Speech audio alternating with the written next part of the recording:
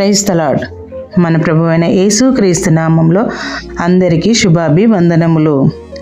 సొలొమోను రాజు రాసిన ప్రసంగి గ్రంథము 3వ అధ్యాయము.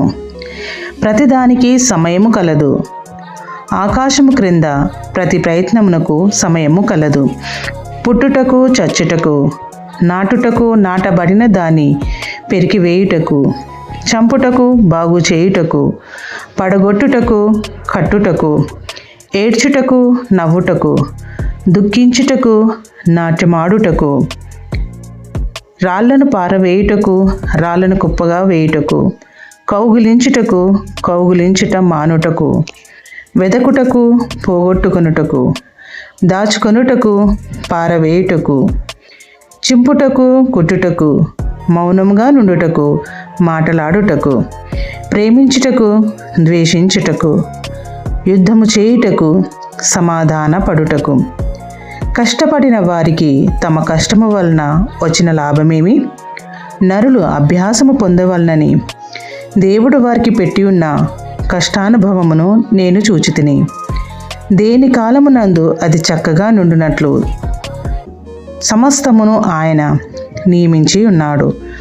ఆయన శాశ్వత కాల జ్ఞానమును నరుల హృదయమందించి ఉన్నాడు గాని దేవుడు చేయు క్రియలను పరిశీలనగా తెలుసుకొనుటకు అది చాలదు.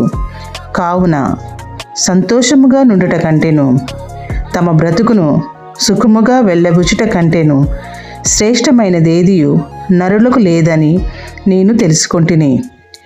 మరియు ప్రతివాడు అన్నపానములు పుచ్చుకొనుచు తన కష్టార్జితము వలన సుఖమును అనుభవించుట దేవుడిచ్చు బహుమానమే అని తెలుసుకొంటిని. దేవుడు చేయు పనులన్నీ శాశ్వతములని నేను తెలుసుకొంటిని. దానికేదియు చేర్చబడదు, దాని నుండి ఏదియు తీయబడదు. మనుషులు తన యందు భయభక్తులు కలిగియుండునట్లు దేవుడిట్టి నియమము చేసి ఉన్నాడు.